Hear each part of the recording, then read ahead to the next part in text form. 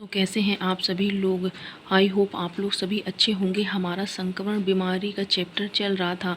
हमने इसमें कुछ बीमारी के बारे में पढ़ लिया था, पोलियो डेंगू हो गए थे। आज हम एड्स के बारे में बात करेंगे और ये सभी बीमारी संक्रमण बीमारी हैं और वायरस के द्वारा होती हैं। तो चलिए देखते हैं। जो एड्स होता है यह भी एक संक्रामक बीमारी होती है, यानी एक व्यक्ति से दूसरे व्यक्ति में फैल सकती है, जो HIV वायरस के द्वारा होती है। यदि इसका वायरस पूछा जाए, पेपर में बहुत बार आता है, तो HIV वायरस है। और HIV का पूरा नाम होता है ह्यूमन इम्यूनो डेफिशिएंसी वायरस। ठीक है, याद रखिएगा, ह्यूमन इम्यूनो डेफिशिएंसी वायरस। बहुत बार पेपर में कंफ्यूज करने के लिए ह्यूमन इम्यूनो वायरस बस दिया होता है, लेकिन आप याद करिए रखिएगा कि डिफिशियंसी होता है। और एड्स का पूरा नाम एक्वायर्ड इम्यूनो डेफिशिएंसी सिंड्रोम होता है। एक्वायर्ड इम्यूनो डेफिशिएंसी सिंड्रोम होता है।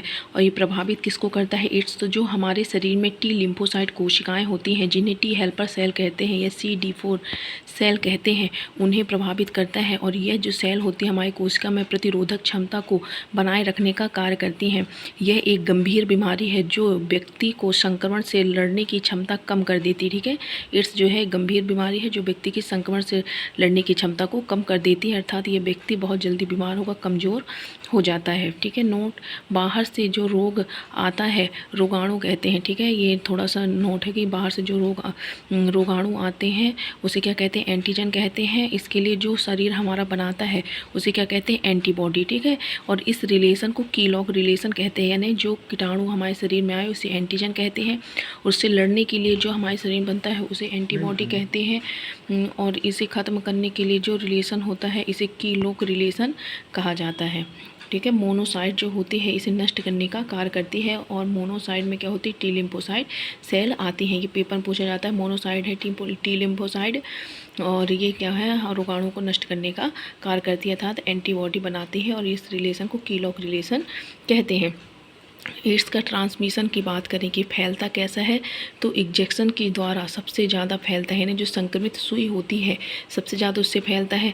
रक्त स्थानांतरण यानी रक्त देने से भी फैलता है। यदि कोई व्यक्ति को एड्स है और रक्त दे दिया गया है तो एक व्यक्ति से दूसरे व्यक्ति में फैल जाएगा। माते से बच्चे में फैलता है, यानी माता यदि संक्रमित है, एड्स संक्रमित है, HIV संक्रमित है, तो उसके होने वाले बच्चे को भी एड्स होने की पूरी संभावना है, क्योंकि वो गर्भनाल से जुड़ा होता है।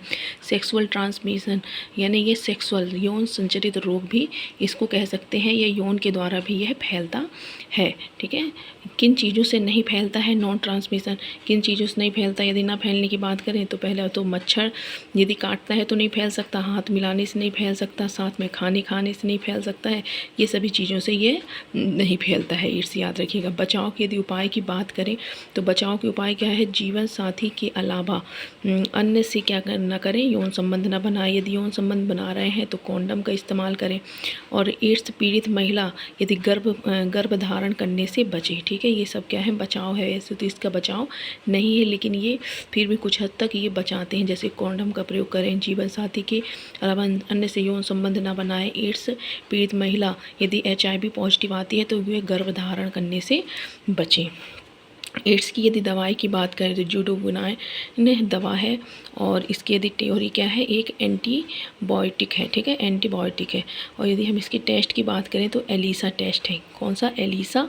और एक होता है वेस्टर्न ब्लॉट टेस्ट होता है। ठीक है, तो एलिसा का फुल फॉर्म क्या होता है?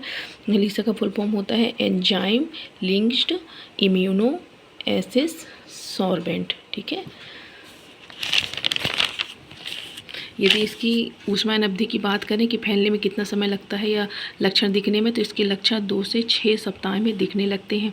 अब लक्षण की बात करें तो इसके लक्षण ऊष्मायन अवधि की बात करें तो 2 से 6 सप्ताह में दिखते हैं। और लक्षण की बात करें तो 80% HIV संक्रमण लोगों में फ्लू जैसे लक्षण दिखाई देते हैं। ठीक है, फ्लू जैसे लक्षण दिखाई देते हैं, जैसे बुखार, ठंड लगना, गले में खराश, मांसपेशियों में दर्द, शरीर में चकत्ते, रात में पसीना आना, थकान होना, जॉइंट पेन होना, ग्रंथियों में सूजन आदि।